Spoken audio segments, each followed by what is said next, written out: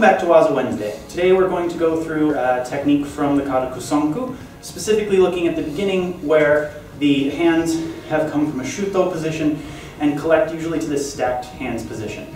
Some versions of the kata go straight to this position, and some of them drop and collect this way, which is what ours does.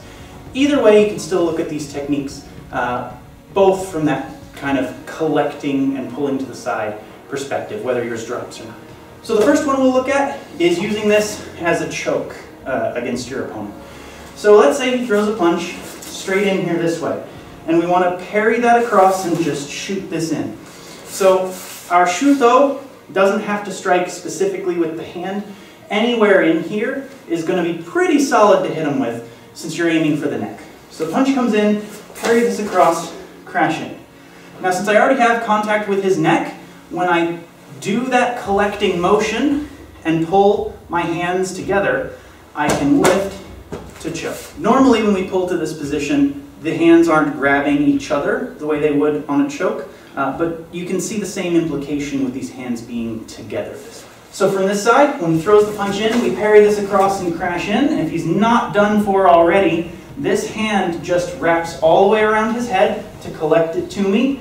I grab my own hand underneath, I squeeze them together and stand up. The other way to look at this is a takedown. This is going to be something where you're grabbing the opponent's legs to throw them over, so it's something you want to be very careful with when you practice it. Mats are definitely important, but proper ukemi is more important.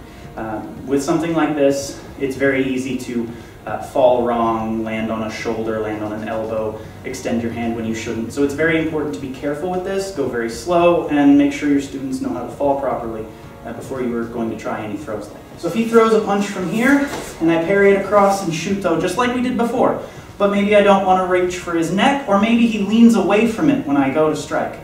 From here, all I'm going to do is shuffle in with my hand over the top of his back, reach down so that I can collect his legs, and lift up and throw him over my knee. So again, when he comes in and we strike here, again, maybe I don't want to choke, maybe I'm not good at the choke, maybe he leans away too much for me to collect his head.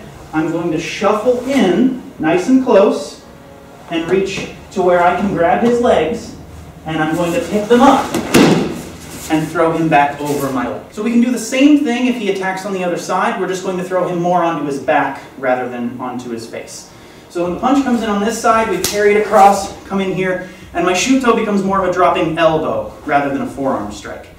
From here, again, I shuffle in a little bit farther, I collect his legs and pull them up this. So on this side, he throws the punch in, we carry it across, we drop our elbow into his chest. That should bend him over backwards to begin with, which makes this much easier.